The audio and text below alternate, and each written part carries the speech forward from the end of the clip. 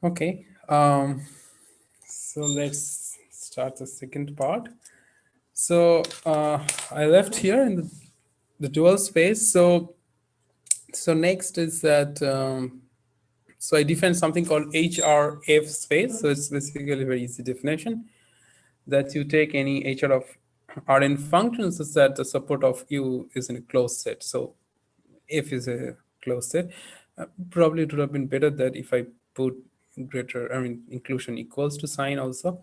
So, and then if you take ellipsis domain, then so ellipsis domain means like the boundary could be ellipsis, or if you consider the exterior of that domain, that could be ellipsis. So you're not putting any condition on the boundedness of the domain. And the way you can identify the the dual space, you can see the last line probably is that. So basically, if you take HR O bar Rn star, so that means all those HR of Rn functions is that the support of U is in the closed set O bar. Then if you take the dual of that space, you get back H of minus R. And if you take HRR, dual of HR O space, so for instance, H1 of O space, and then you get back that H minus 1 of Rn or H minus R of Rn with O bar. So this is a solo space with all each of Rn functions, but the support of U is in the closed set. So, okay, so these are the identification you can do, and so this is kind of known. And then you can define the weak solution via the bilinear form. And as you know that, so basically this is the bilinear form we have in order to solve this problem, the fractional Schrodinger equation. And the thing is that, so due to the non-locality, so the first term is defined over the entire Rn, and the second term, where this Q is a local term, or Q is kind of local term because Q is supported in omega. It's a L infinity of omega function. You can extend outside zero, whatever. So the second integral is always over the omega. And then, as you know, that in order to apply the Lax unigram and so on and so forth, so then you need the kind of the Poincare lemma and Poincare theorem, Poincare inequality. And if you have that, then we can show that that we have these weak solutions. And by that weak solution, what I mean that you take BQ phi, that is equals to F phi. This phi is coming from this omega, because these are cis-integrated functions of omega. So that's because the equation is given in omega, and U equals to F in omega E. So U equals to F is omega E is used to define that bilinear form. As I mentioned, this first integral is defined over omega, but I'm looking for the equality of the bilinear form with F while testing over the functions, the test functions I'm choosing from cis infinity of omega. So it's a little bit like tricky compared to the local case, but one needs to go through this once you're dealing with this non-local operators. But so I'll talk about this how to derive this Poincare inequality, and the reason is just to give you one idea of that how to use. This is a very simple idea of using the frequency decomposition. And I also put the Nash inequality, which is more useful for the semigroup theory, the heat semigroup part. But essentially, the proof is same. I mean, the idea of proof is same. The frequency decomposition. Okay, so what Poincare inequality says that so you take any A, which is non-negative, and then you take any compact set, and you take HAK of Rn, and as I said, by that I mean that any HA of Rn functions which has the support in the compact set K. And then you find a constant C such that the L2 norm can be dominated by that the fractional Laplacian norm, L2 norm of fractional Laplacian, and that is A by 2. So in particular, if you put a equals to 1 here, then you can see that it's kind of taking the h1 of Rn functions, or h0 1 0 of Rn functions. I mean, because we have this complex support, so essentially you can have a ball, so it's kind of h1 0 of ball functions. And since it is minus Laplace half of u given an L2 of Rn, that is actually equal to the grad of u of Rn. So you can see it immediately if you apply the, the Fourier symbol. The grad u and the minus Laplace to the power half has the same symbol. So essentially, if you apply the Percival, then you can get back to grad u. So and then if we don't have the compact support, so then we have this kind of Nash inequality. So then you have to assume that U is an L1 of Rn intersection H1 of HA of Rn.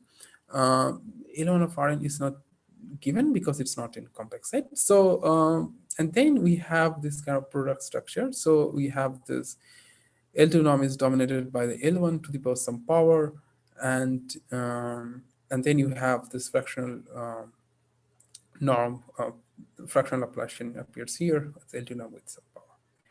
And so let's quickly go through the proof. As I mentioned that we'll be using the frequency decomposition. So basically we'll use the Percival identity. So you have this L2 norm here. Using Percival identity, you can write it down in terms of the U hat.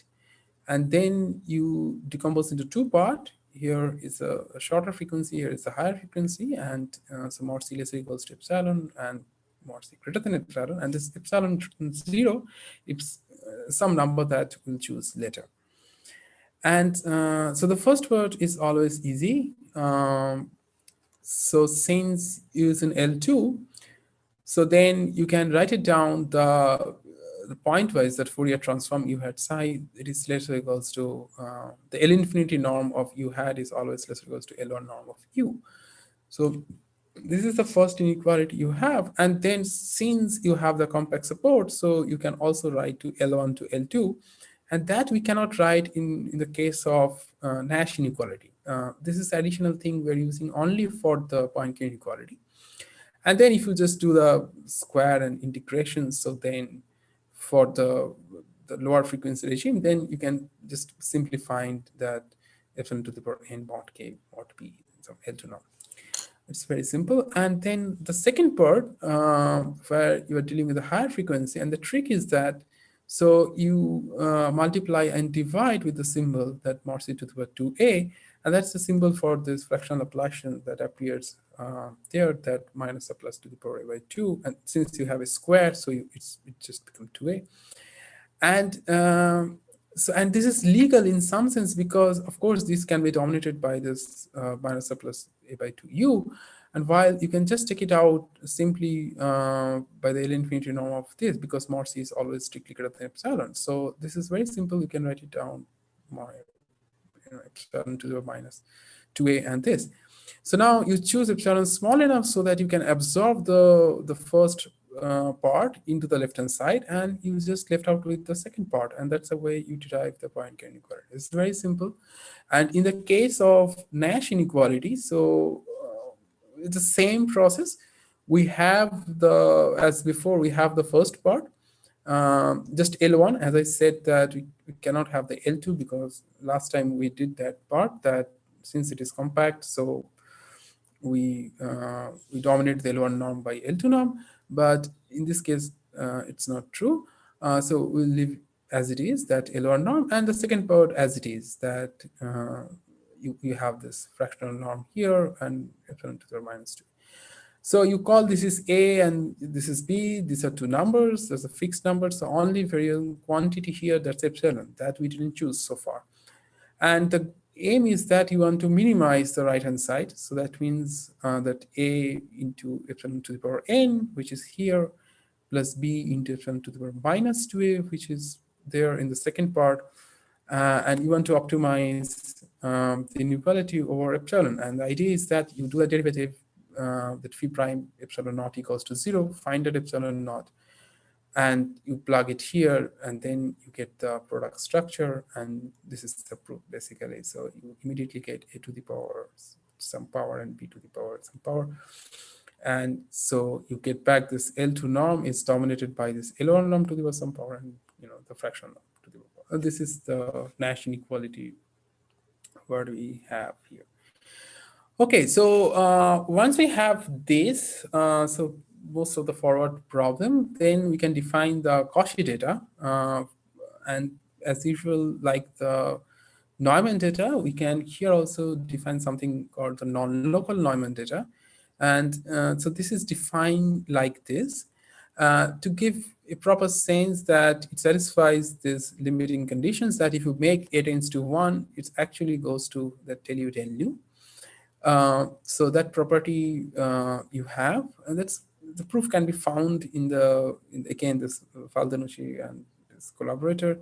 Um, uh, this is a non-local Neumann value problem. You can also, instead of solving the Dirichlet value problem, you can also start with the Neumann value problem and find the Dirichlet data later and put it together to form the Cauchy data. You can do all sorts of things. And we have this integration by Peirce formula that you can see the decomposition here. So this is here the integration is omega, and this is the kind of the Green's formula.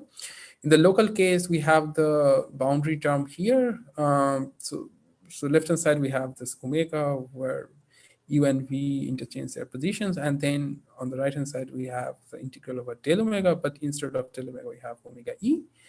And instead of del u del nu, we have this non-local Neumann derivative. So once you have that, or once you use this, so then basically we collect that, from the integration by Peirce formula, the Dirichlet Neumann data, to form the. Tuhin, I have a question. Sure. So the integration by parts formula. So how does one actually prove this? Like, do you substitute for that, the definition of minus Laplace to the power minus Laplace a? Yes, yeah. I see. Yeah. So so basically, again, you can use that kind of the Parseval kind of thing that that minus a plus a u acting on v is same as v acting on minus a plus v acting on u, because the symbol is same, right? If you Fourier transform f hat g hat equals to integration fg. So first you do it in Rn, then you decompose into omega e, and then you do little algebra to get this terms. So I see. Okay, so it's through the Parseval identity. Yeah, exactly. Yeah. Okay. That's the way you switch the thing. And so here, so that's the way we form the Cauchy data. And then if you want to define the DN map, so you have to make sure that 0 is not the eigenvalue of that problem, that the problem is that the fractional Schrodinger equation that we have considered long back before defining all those things. Just to recall you, so this is the problem here, and this is a star, and you have to make sure that 0 is not the eigenvalue of this problem. I mean, it's not necessary. If you have this addition property, then you have the unique solution. If you don't have, then you have non-unique solutions. So non-unique solutions means that you can find with Cauchy data, the set, but if you want to define the DN map, you have to make sense of that. So you just want to make sure the problem is that if for single f, if you have two different solutions, so then this map is well not defined. Not so you might have u1 and u2, so that's the case you want to avoid. So you put these conditions, and then you define this lambda q, which is well defined, and as you can see, the CQ is a graph of these functions. This lambda q, but this is not important but you can write it in this way. Anyway, so then we have this inverse problem that given lambda q, you want to determine q, or given CQ, you want to determine q. And now we also want to put it in the partial data problem.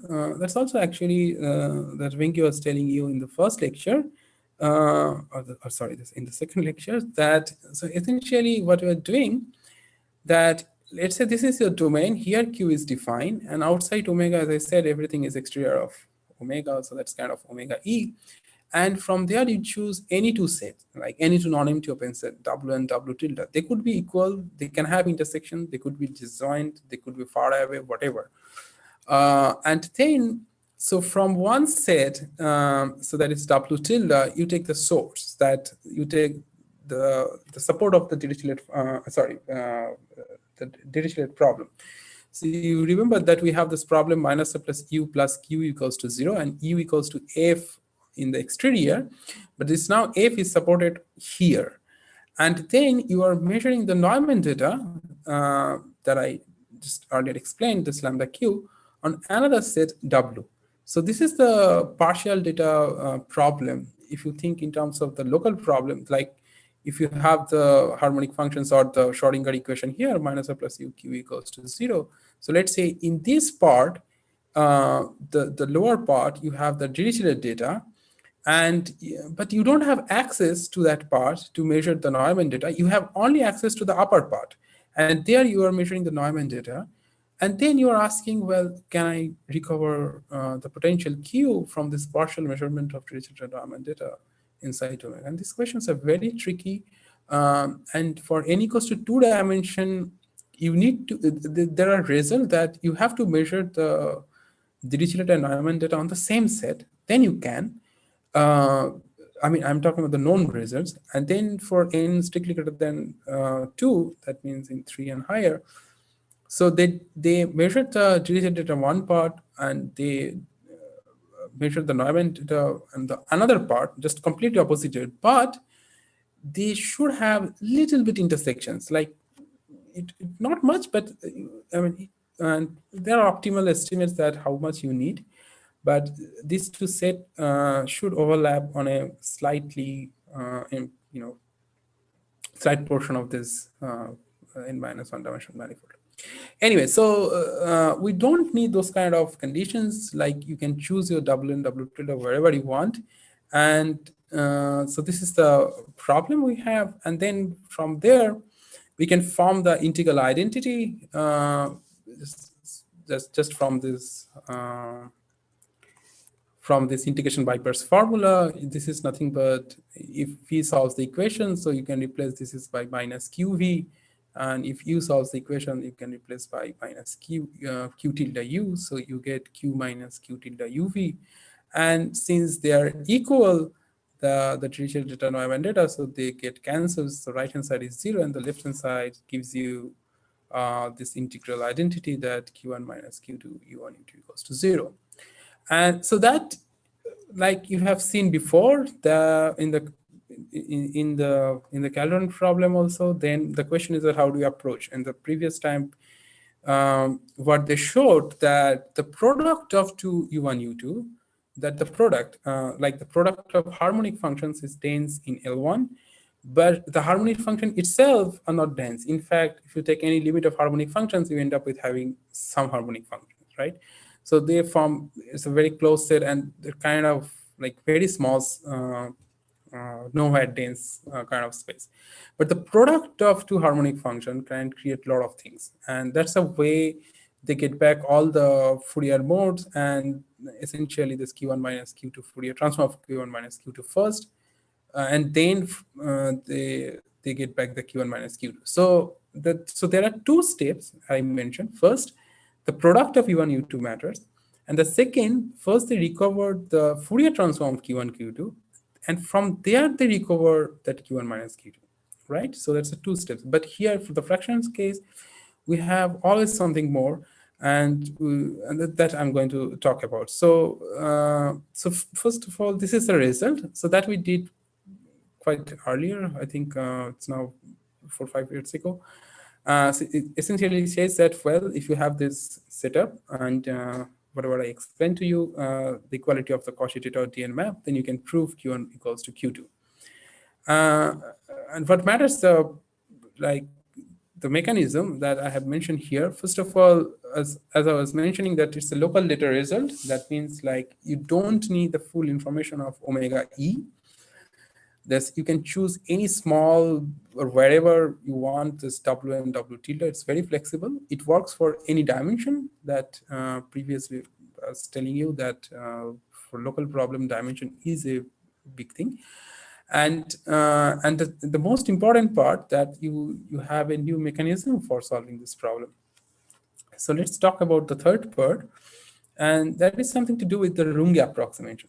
So let's talk about, so in general, not from these problems, what do you know about Runge approximation? So in the literature, so so classical Runge approximation means that, so essentially you, in the complex analysis, so you have this analytic functions in a simply connected domain, then any analytic function can be approximated by the complex polynomials. And that's the Runge theorem. And then if you go back to the elliptic PDE case, or the, for instance, which is known as the general Runge property, which is kind of due to Lax and Wanger's, that so this is the picture you can see that, so let's say you have a bigger domain omega and you have a smaller domain u. Then you have one equation, the same equation, let's say, so let's say Laplace, the most easiest the harmonic functions you can think of, or you can think of like LU equals to 0. L is some general second order equations. So then the solution in U can be approximated by the solution of omega. Now you can, like when we read this statement, or at least when I did, so it looks funny, that it kind of looks obvious, but what is kind of hidden, that I didn't mention the boundary condition. So that means, like, whatever the boundary condition you give on U, or whatever the boundary condition you give on omega. So let's say on U, I give boundary condition, the Dirichlet boundary condition, or the Robin boundary condition. On omega, I gave Neumann boundary condition. But still, as long as the equations are there, then I can approximate even the solutions with Robin boundary conditions in U by the solution in omega with Neumann boundary condition or Dirichlet boundary conditions. And so this is, we know for the elliptic PDE. And essentially, if you want to prove this Runge approximation theorem, it reduces to the case of the unique continuation principle. The unique continuation principle for the Laplace operator. And we know that if it's given that Laplace u equals to 0, or the second order equation is that LU equals to 0, where if you consider that L, then the coefficients has to be a little bit smooth or the regular. UCP has regularity upper bound kind of stuff. Sorry, lower bound. And so let's assume everything is smooth, or at least the harmonic functions. And then it says that, well, if the U and the solution LU both are 0 in open set, then wherever the equation is given, the U is 0. From the harmonic functions perspective, you know that there are also real analytic functions. So as I was telling you, that if the real analytic function is 0 in some open set, so you can expect that wherever the real analyticity is there, you can expand that function to be 0. But which is not true if you consider the LU equals to 0, like L is any second order operator, then you don't have this kind of constant coefficient case, so you don't have this analyticity or super regularity, so you cannot apply those kind of thing. You really need to prove this, and for that there are two methods. One is that like the known thing we do, that's a Carl-Lewin estimate, and the second thing we do, that's the frequency method, T. Allen-Green frequency method. So that means, like, reducing, first you reduce the the 3-ball inequality or 2-ball inequality, doubling inequality or 3-ball inequality, and from there you try to say that, well, if it is 0 in smaller ball, then it is 0 in bigger ball, and so on and so forth. So essentially reduced to this UCP, and it requires a little bit heavy stuff to prove that thing. So a similar thing we want to conclude for the fraction case, but here we have something very nice, and something really more. So here it says that you take any L2 function, it's like any L2 function, and then that L2 function can be approximated by the solution of these fractional equations. Like earlier I said that only the solution of another PDE, I mean, okay, you can, I mean, I could be flexible with the boundary, but that's all. But essentially that function solves the equation, so it's kind of pretty much restricted. But here I'm telling you that you give me any L2 functions, then I can approximate by the S harmonic functions or the solution of this fractional Schrodinger equation, and so which is defined in omega, and then I can approximate any function in L2 of omega. And you also have this kind of higher order approximation. So this is, you can see this L2. You can do it for any CK space, continuous space.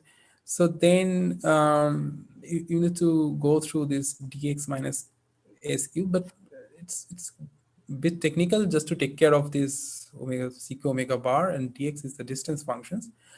I should have mentioned that when I was talking about the Sobolev space, that if a function u belongs to h's of omega, so then automatically this quantity u by dx minus s, it's a function in L2. And in the case that if it solves the fractional equation, so then it gains a regularity, that whatever the regularity you have of the source, for instance, if it is C infinity, so then dx minus SU is C infinity. If it is CK, then you have dx minus SU is CK, but not the U.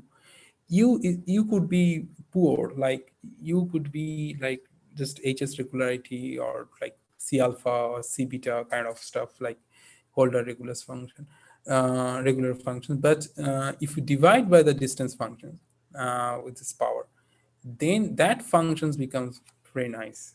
It gives you this kind of, it can reach to C infinity. But whether it's an analytic function, that question is still not resolved. So that's one part. But anyway, so you can have this kind of approximations for any function. And as you can see that if you have that, and I just explained that this can't be true for Laplacians and so on and so forth, where you just stuck to just Laplace equations and so on. If you just solve Laplace equations, then if you pass to the limit j tends to infinity, then if you get something u, then u also solves that harmonic equation Laplace equals to 0. It's kind of the Wales lemma or something like that. But here, this non-local contribution, which is coming outside of omega, that gives you something more, and that more actually lead to approximate any L2 function. So now, if you can see that, just if you have this theorem, I just want to go back to, this integral identity. So that means you see that U1 can approximate any function. That means you can approximate any function. Let's call H. U2 can approximate any function. Just, let's say some constant 1. So you can directly see that this is going to Q1 minus Q2H, where H is arbitrary. So that means Q1 minus Q2 equals to 0. And we can do this problem in the physical space. We don't need to go to the Fourier space. That's a big difference, because it's always computational, the effective.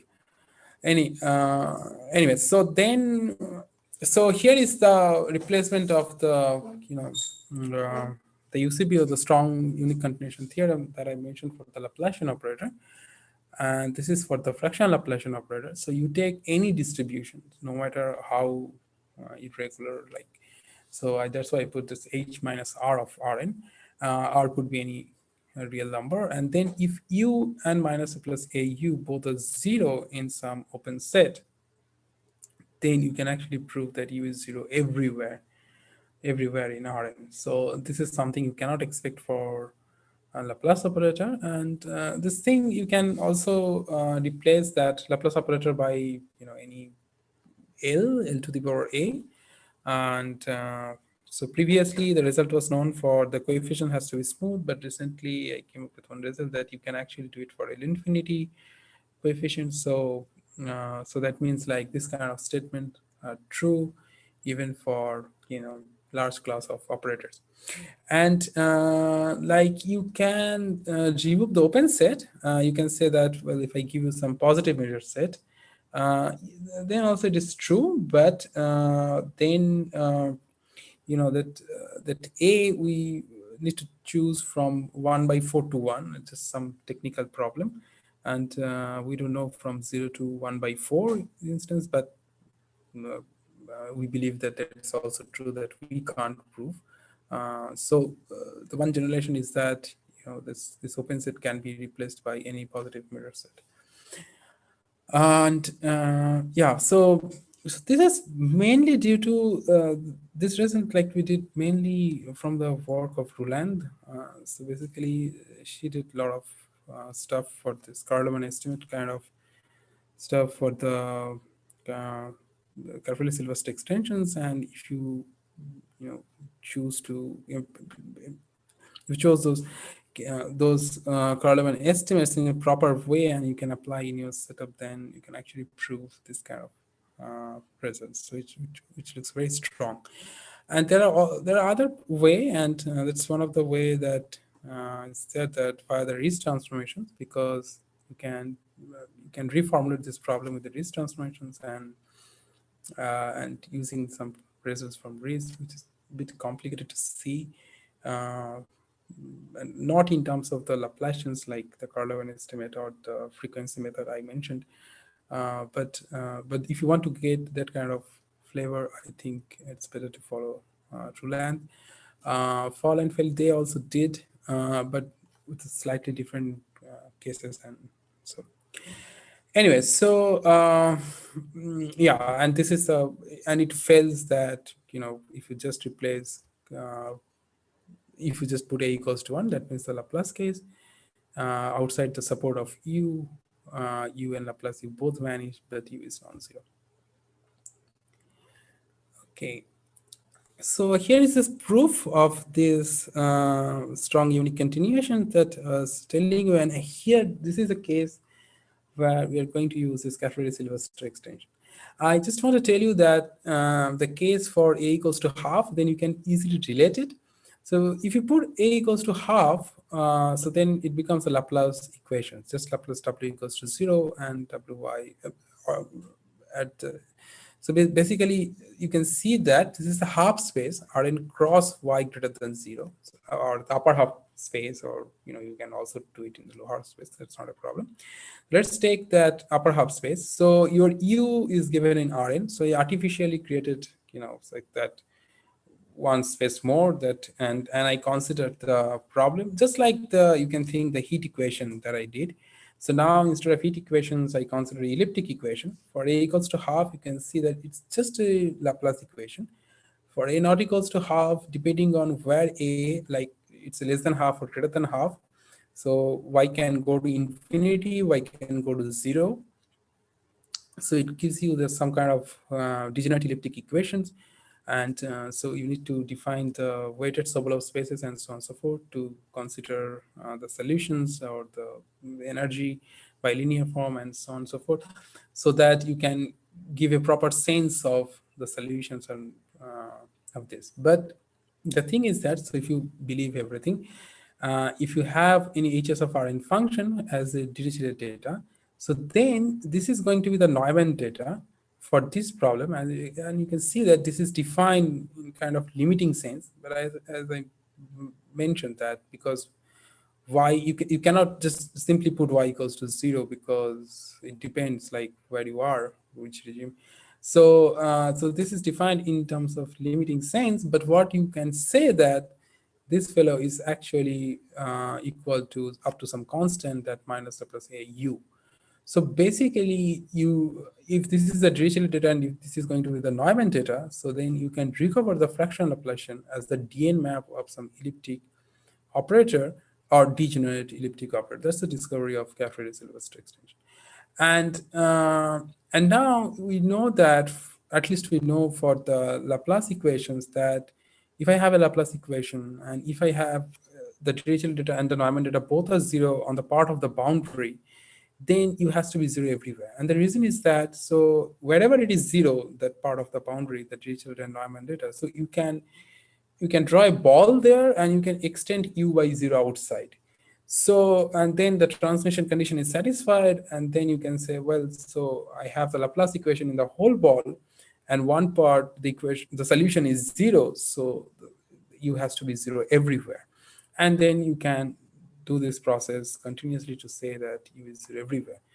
But if it is not, so then you have to make sure that similar kind of property holds. So that means if you and the Dirichlet and Neumann data both are 0 on the same set, like my theorem is formulated, that u and minus r plus u are both a 0 on the same set, then you have to show that you can do this process. The transmission condition is satisfied, and which is tricky because, as you can see, this y to the power 1 minus 2a is going to play a role. And so you have to extend those things in a proper manner. And for that, you need this Calderon estimate. And that we are lucky from the work of Roland. So she extensively worked on this Calderon estimates for these degenerative equations. So we used in a proper manner, and then we found this result that, well, even in this case, if the Dirichlet and Neumann data are 0 on some open set, so you can extend to everywhere that U is 0. And so first you prove the solution is 0, and then if the solution is 0, and that for that again you need some kind of Hormander theorem that see that if I can, so by drawing that ball, and then if you can prove that W is 0 in that ball, so basically you can sneak into little bit inside that upper half space. And where the stuff y to the power 1 minus 2a is nice, because it's away from 0 from the infinity. So you can use some kind of analytic continuation that if it is 0 there, I can go everywhere. Again, you have to use the infinite speed of propagations or the analytic continuations from Hormander's work to really prove that W is 0 everywhere.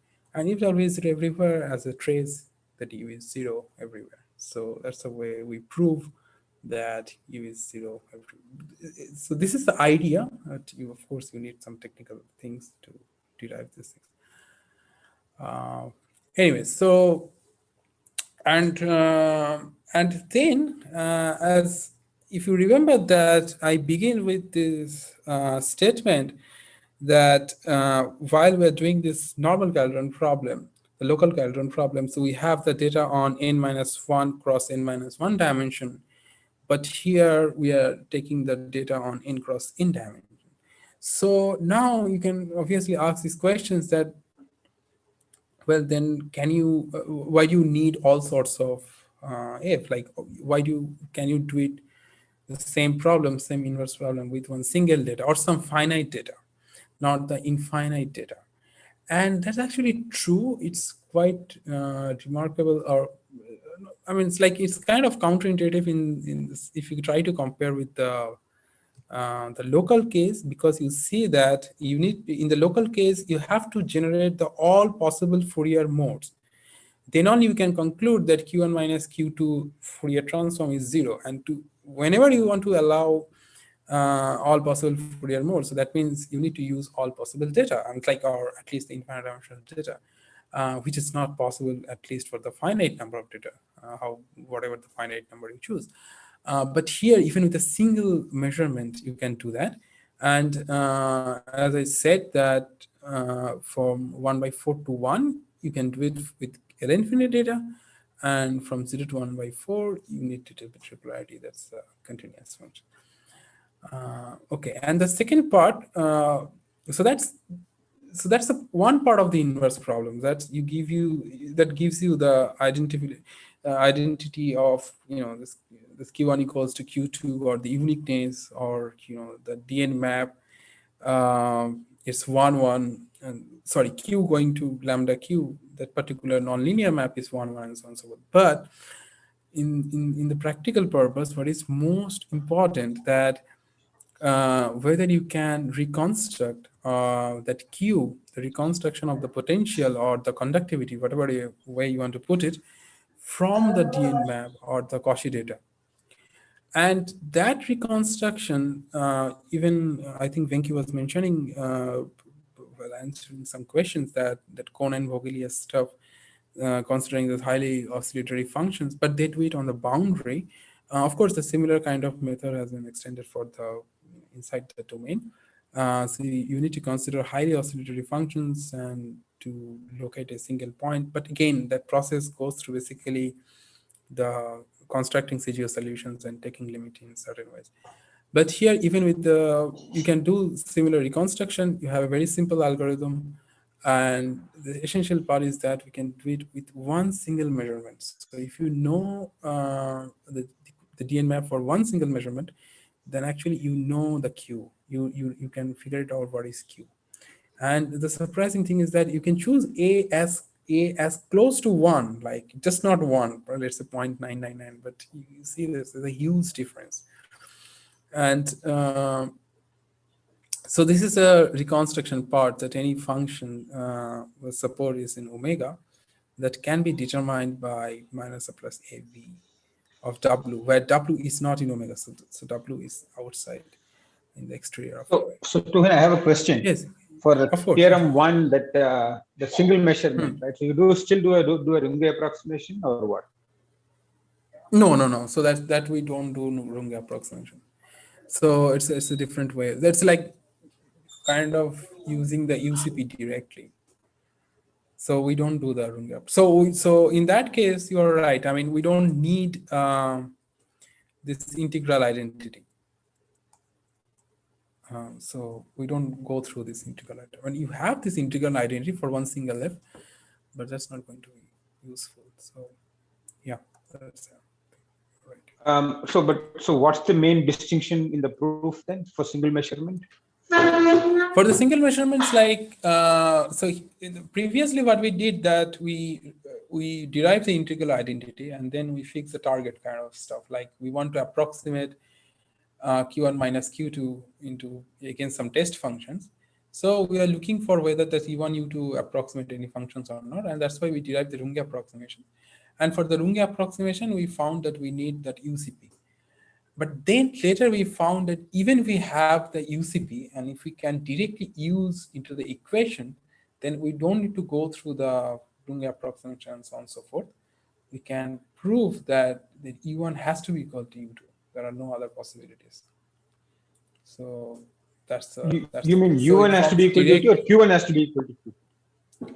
Yes, I mean, first you prove that U1 equals to U2 because so you have this freedom that Q1, Q2 defined in omega, but U1, U2 defined in whole Rn. So you leave omega, you try to analyze the case in omega E. And from there, first you prove that U1 minus U2, and then using this infinite propagation, so you actually sneak into omega, saying that U1 equals to U2 in omega. That's the first statement you make from a single measurement. And then if U1 equals to U2 happens, so then you say that, well, there is no other possibility. Only Q1 equals to Q2 will happen. So in L infiniteness, the regularity is one problem. So that's why there are two cases. If in this regime, then you have better result that Q1 equals to Q2 in infinity you choose, and you can prove it. But from this case, that you need little bit more regularity. But yeah, but essentially this is the idea. First you deal the equation in Rn in exterior domain, you prove the U1 equals to U2 there. Then using this strong unique continuation, you sneak into omega from exterior to domain omega and prove U1 equals to U2 everywhere. And from that result, you prove Q1 equals to Q2. It's kind of multiple arguments, but that's the way to do it. Yeah, so this is a reconstruction I mentioned. And well, I mean, and so I'll go back to, okay, I have 15, 20 minutes, okay. So I'll go back to where I started. So the anisotropic problem, but still, in that case, I didn't have Q. But now if you ask me that, well, I mean, instead of Laplacian, if I give you any divergence A grad to the power A, so if you consider this is the model problem, where A is smooth, elliptic, bounded and cross-and matrix defined in Rn, and then whether the equality of DN map gives you the result that Q1 equals to Q2. But while I'm saying this, I have this A fixed. So you see that in this result, basically Q1, Q2, two different functions. So that will give me two different DN map, and I have the equality of the DN map for a single F, and I'm looking for Q1 equals to Q2, but this A is fixed. But the problem I started with at the very beginning, so there the A was different, that we had this gamma 1, gamma 2 are different. And the reason is that there are two things I just wanted to add. In the local case, we have this flexibility that even if we have this conductivity equation, you can immediately turn that equation into like the Schrodinger equations. And the advantage is that you have the leading part, Laplacian, as a constant coefficient operator. You can do a lot of this kind of Descartes estimates and so on and so forth. Or the very basic trick you did that the product of two harmonic functions and you create the Fourier modes, those things are not possible if you have something, uh, if you don't have the Laplacians, it will be tricky. So, but the question is that if I have this problem, let's say, even with gamma is isotropic, then can I do the similar thing? Like if I have to the power a, that can I reduce the problem into the fractional Schrodinger equation, that whatever I explained. And if I can do so, then there's no point of explaining this problem again. Just assume A is not a matrix, even a scalar case like gamma. And but for the non-local case, it is not possible. It is not, because you can immediately understand. So this to the power A is just waste of the everything, because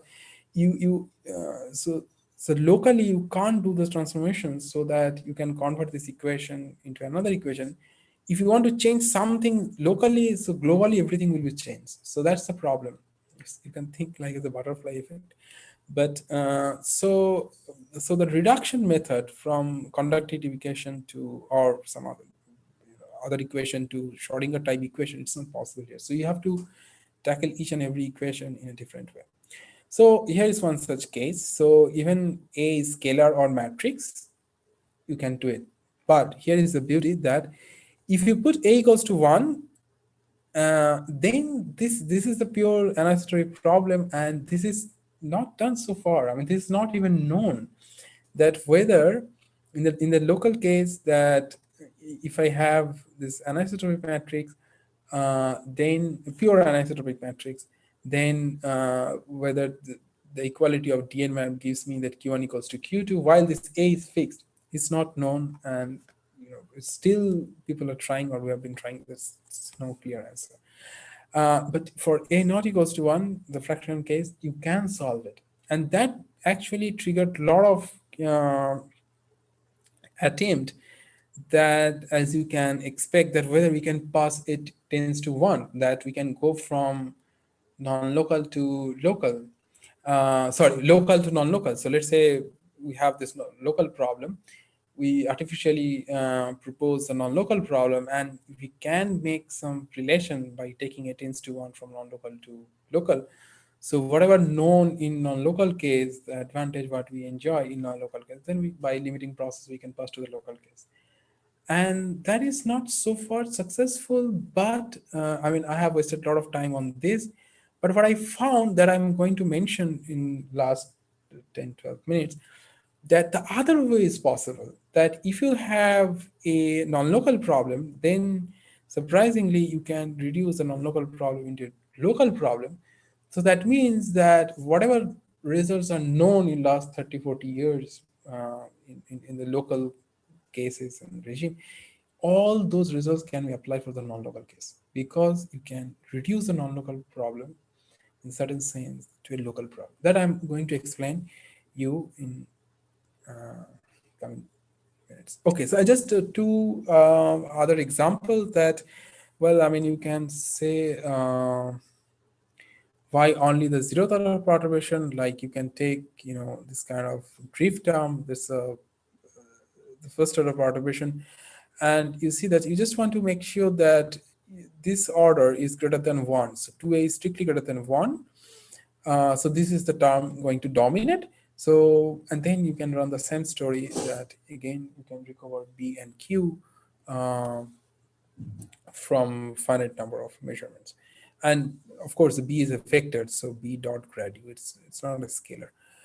And not only that, you can have, this is again, it's a local perturbation, like the zeroth order term, but here you can have non-local perturbation. And that is the thing I was telling you at the beginning, that for example, the regional fractional Laplacian. So this guy, this is the fractional Laplacian, it is the entire space Rn. So their particle can jump from any place to any place in Rn. But here it can't. It has access to jump only in omega. So it can jump freely inside omega, but whenever it jumps to outside omega, it dies. So it kills itself. So there is no contribution coming from the outside omega. So again, the point is that this is not a local term. This is a non-local pseudo-differential operator. We wrote it in this way just to make it, things like symmetric to do the bilinear stuff and so on and so forth. The kind of membranes problem, I was telling you that this controls the leakage from this omega to omega e. That's the kind of behavior it has. That's the way it controls the diffusion process from omega to outside omega, and yeah. So as long as this s is strictly less than t, so that means this guy is dominating. You can run the same story. You can recover B and Q, and more surprisingly, that you can even find one single measurement, one data like one F, can give you both that Q and B.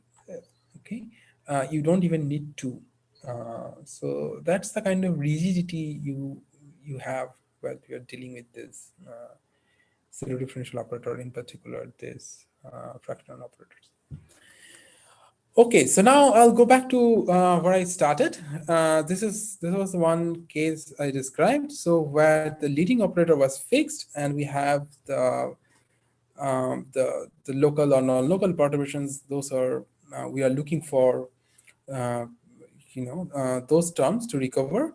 And now let's say what happens if I have if I have two different leading order term, just like the Calderon problem, the original Calderon problem, and the anisotropy Calderon problem, whether we can recover this matrix like this A or this B or this C, everything. And let's see what happens. So this is the thing, just I put it to recall, like 1 hour ago we did, or more than that probably. So this is the way we define this L to the power A through this heat equation, and L is this general second order equation. So this is the direct problem we consider. It's a very similar manner. So L to the power A U is 0 in omega. We have two different bound open set omega and omega tilde in the exterior. Let's say U equals to F in omega tilde. So that's why I wrote that support of U is in omega and omega tilde. Rest of the places are 0. And so then you take another open set where you measure the Neumann data. So in omega tilde, you are measuring the Dirichlet data. So here you have the support of this function. And on W, you are measuring the Neumann data, this LAU, and that's the way you form CW tilde W. So that's the non-local Cauchy data. And your goal is that from here, can you recover all these coefficients like this matrix A, this matrix A and this vector B and this scalar C. That's the goal. So this is the inverse problem. So given C, you want to recover A, J, K, B, J, and C in omega. And so here is the result. So let's assume that in omega E, so these are defined in omega. So in omega E, so where we are not interested. So these are like just Laplacian operator. You can choose, like you can have any fixed thing, but the essential thing is that since we are interested only in omega, so we want to keep this L1, L2 fixed in omega E. That's the purpose. One simplest case, I just put Laplacian. But now the theorem says, as I was telling you, the non-local case reduced into the local case, that if you have the equality of the Cauchy data for non-local operators, you see that CW tilde W are purely non-local stuff. And it came from, it has nothing to do with the local case or the boundary of omega. So W is here, W tilde is here. It could be anywhere. And this is the problem you solve in HA of, in the fractional solar space H of A omega. And then you can prove that this implies, if you have this equality, then it implies the equality of the local boundary Cauchy data of the solutions, the local problem. So you can see that this is a H1 omega functions, so V1, V2, and it solves that L1 V1 equals to 0, L2 V2 equals to 0 in omega. And you can define the boundary Gaussian data, so that means that V restricted on the boundary, there's a Dirichlet, and this is the conormal vector, so that means don't think just only del nu, I should put del nu A here, whatever comes from the integration by parts. So del nu V restricted on del omega. You see that this is the problem we studied independently in the first 2 lectures that Venki did, and what I'm now telling you that if you want to solve the non-local inverse problem, it is enough to solve the local problem, because you can prove the one-way implication from here to here. And previously I was trying to do this way implication, that whether if I have this, that equality of the Cauchy data for the non-local problem, even for a single data, that for one F, is it possible to say that I have the equality of the non-local Cauchy data? If I can, then many problems can be solved, because in the non-local regime you have more information. But unfortunately, again, this kind of in pipeline, it's neither known that it's not true or not can be done. But at least this way, this can be done. If you have non-local, you can go to local. And as you can see, for instance, you can define But Tuhin, the I have a Laplace Beltrami. question. Yes, of course. Yeah. So what do you actually gain? Because the thing is, you can just go from Cauchy data directly to solving the non-local. No, why do you need to go to local and then solve the local, and then what No, do you but actually the achieve? problem is that, for instance, that let's say if you have this equality of the non-local data, and I want to say that Yeah. A1 equals to A2, then I don't know that which result to apply. I like from where I can say that A1 equals to A2, or like I can't say A1 equals to A2. Like there are no theorems. So this is the only theorem, or after this proof, that at least I can equal to the local case. So now if I want to say A1 equals to A2, I have a way to go forward. Like Sorry, whatever the A1 local A results is are what, the known. matrix? Yeah, exactly. Yeah. So that's the thing. So this is But you don't know AJK, that, right? BJ. No, No, of but course I I don't don't think know. that's true. Sorry? No. So the thing is, okay, so you have that the non-local Cauchy data implies the local equality of the local Cauchy data, right? Correct. Yeah. Then, but from there you don't know that the AJKs can be uniquely determined. Correct. So whatever, So, all I'm saying, whatever is known in the local case, that can or be you said can in the establish non-local in the case. non-local case. Okay, Okay, I see. that can be done. But if you can prove the other way implications, let's say, then whatever known in non-local case, for instance, here, this is not known in the local case, where this metric is the fixed, A is fixed. But still, if you have two different Q1, Q2 for A equals to 1, you don't know, because you don't know how to produce CGO solution for the anisotropic problem, right? But this problem is solved for at least non-local case. So, but if we have a channel from local to non-local, then we can solve the local problem. But unfortunately, we don't have. But what we have, that we can go from non-local to local. So whatever result is known in local, we can just simply say those results are true in non-local. But you can ask that questions that, so that's not sufficient in some sense. Like maybe in non-local case, you can do something better. Like as you mentioned that in the local case, we don't have the equality of the metric, right? We always have the gauge invariance.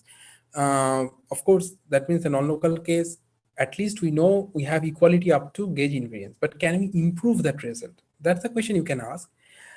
And unfortunately, we answered that, I mean, you cannot even improve from the local case.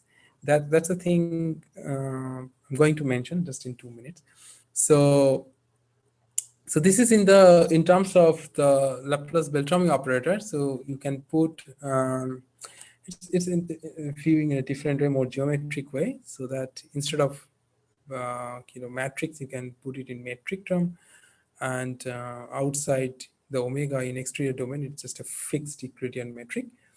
And so you can consider those aharmonic functions. And as I said, if we have the equality of the non-local DIN map, it implies the local equality of the local Cauchy data.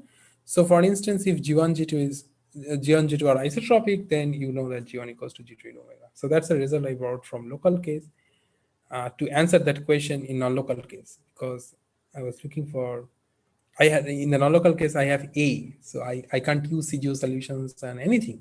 But what I did, just I passed the information from here to here, some way. And if anisotropic, then there is a gauge invariance, true. So, so if I borrow the result from 2 and 3 dimensions, so as I said, in 2 dimension, you have some, again, so you have some smooth map F, and you can prove G2 equals to F star G1. So F star is the push forward.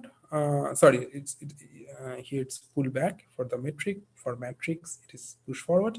But anyway, so this is the change. This is the formula. It's just a change of variable. For n greater or equals to 3, you need to assume G1, G2 are real analytic, and then you have this G2 equals to F star G1. So up to the change of variable, you can say that they are equal. So this statement I can also make for the non-local case, because that I learned from the local case. But now the question is that, can one expect more in the non-local case? Can I improve that? And the answer is no. So this is the non-uniqueness for even for the non-local case. So this is the transformation optics that that is used or developed for cloaking purpose, that to prove the non-uniqueness for the Calderon problem. And similar thing, you can do it for the heat equation. And from the heat equation, you can show that we have two different metric G and F star G, where you say that for all x belongs to W, they are equal. So that means they have the same Cauchy data, but in omega, they are producing two different operators. So that means two different set of solutions. So we cannot expect, even in the non-local case, that the metric will be equal, because there are always gauge invariance.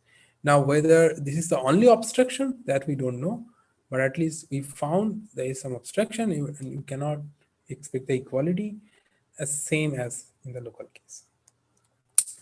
So I just wanted to share the proof, but it would be like quite heavy, so I skipped that part. So mostly the proof based on that thing, you deal with the heat equations. So instead of last time we deal with this Caffarelli-Sylvester extension, now we drop that idea. So a similar thing you can of course do it, but we found that's not useful. But it's more useful if we work with the heat equation, and then from this equality of the TN map, we can have this kind of identity, integral identity for coming from the heat equations, like this capital U1 and capital U2 are the solution of the heat equation of this parabolic equation. And then first we prove that the advantage is that, you see, this is the integral over t and x is free. So if you apply any L, or if you apply the operator L here, or Laplace L here, you can push the Laplace inside the integral. So if you push the Laplace here, then it becomes Laplace U. And then this Laplace U is nothing but partial TU. So you can replace partial Laplace U with partial TU. And the advantage is that then you can do the one more type derivatives. I mean, integration by parts, because it's the integration over dt. So you had 1 plus a, if you do one more time integration by parts, so partial TU becomes U, but here you get 2 plus a. So in that way, you can keep increasing the power, that 1 plus a, 2 plus a, 3 plus a, 4 plus a, and so on and so forth. So basically, you can write it down some Fourier series. And that will help you to prove that U1 minus U2 is actually 0. And then you use the infinite speed of propagation for the heat equation to claim that, well, wherever it is the same operator, I can have the C1 equals to U2 there. So this is the thing first you prove. And then as I was telling you, that if you take the integral over t, you get back the stationary equation, and this is the stationary equation you get in Rn. So again, from upper half space, that space, time space to only space, and you have to prove that whatever this kind of solutions you get, they form a dense space in H1. So which essentially so that's the thing we prove again some density result, kind of Runge approximation, but not exactly, and which essentially gives you this result that the equality of the Cauchy data for the local problem. So we started with something non-local, we went into local equation, that heat equation, but one dimension higher. Then we did something and used some properties of heat equation to conclude in time space domain. We reduce into again space domain by taking integration and proving some density result. We can prove local problem is same as local problem. So that's the thing I wanted to say. Thank you very much for your attention. I hope I am not too late, but anyway. So thank you to him. And any questions? Okay, so chat box. So you can either send it in the chat box or you can ask the questions yourself.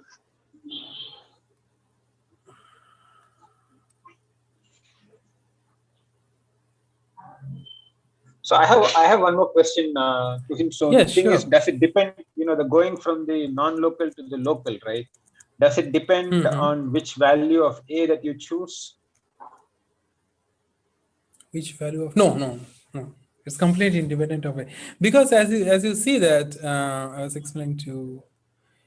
So no matter what a you have, so you can always have this heat equation, and you have this integral identity which is coming from the equality of the DN map. So the position, I mean the location of a is here, like a comes here. Of course, I mean, as you said, that if I take different value of a, so we have different integral identity. Then I was telling you the trick that since it's integral over time, t, the x is free, so I can apply some operator L here, or and if I can interchange the the integration and the differentiation, so which you need to check whether you can, and then I can push that operator L inside. If I can, then I can use this because U1, U2 are the solution of the heat equation. So I can use LU is nothing but partial to U. So I gain something here because this is some quantity depending on T, whether while this was some quantity we don't have T here, right? No derivative of T. So once we can put this partial T U here, then we can do the integration by parts. So no matter which, from 1 plus a we started, like it could be 1.1, 1.2, whatever.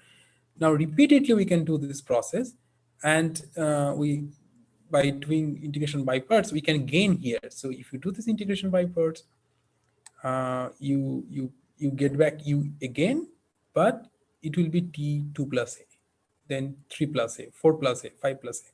So I can cover all the infinity. So in that way, actually, you can prove that no matter which a you choose, you can always reduce into the local problem. But the interesting fact would be, like you can think in that way, like I couldn't do it. For instance, from here to here, let's say, that local to non-local. As you can see that if you have here, so you see that if you consider this is the a equals to 0 case, so that means the Dirichlet data, and this is the a equals to 1 case, so that means the Neumann data. So even if you think in terms of like it's operator of order 1, right? So that means like some kind of mean value theorem you can think, like if I have equality of a equals to 0, equals to 1, so in between 0 and 1, I should get some a such that I have equality of the non-local data for some A. As you asked that question that whether it depends on A. So, but what I believe that if we want to go from here to here, it will not be true for all A, but it will be true for some A, or there exists a A for that you have this equality, and that is enough, like to get in some new result. But still, it is not I known see. or unknown. Okay, thanks. Any other questions? Yeah, so I Okay. have one question. Yeah, go ahead, Saman. Yeah. So the thing is that for this non-local to local case, so can we have this kind of single measurement thing? Means single measurement will Oh imply. no, no, no,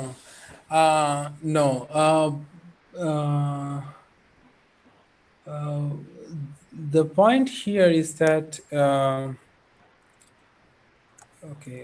So if you go to this proof, so up to this you don't need. So this is the lemma A. So here, like I said that for any fixed pair of U and U2, so like the fixed pair is like it's coming from only one F, one single measurement data. So now the problem would be in the second part. So you need to prove some kind of density result so that you can cover all possible,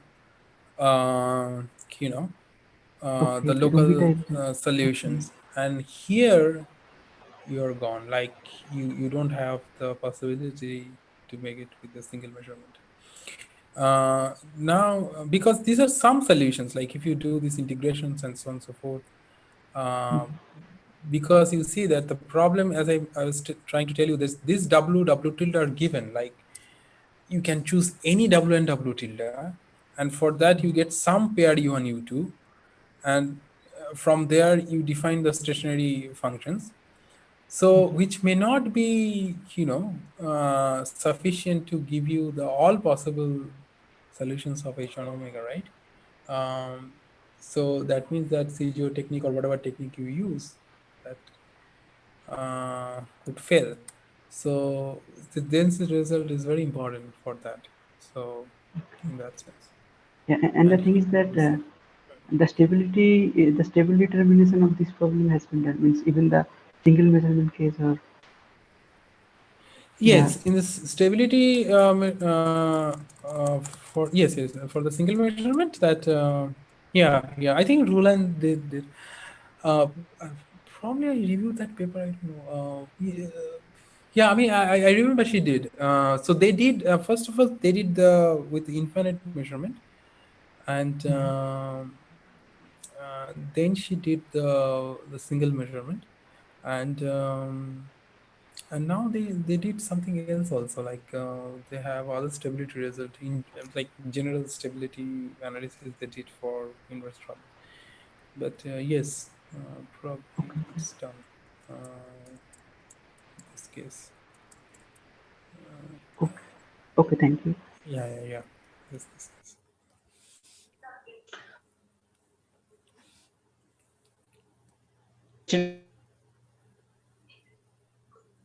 Okay. If not, thank you very much, Tuhin. It was very nice, and hope to see Thank you you. soon, Yeah, sometime.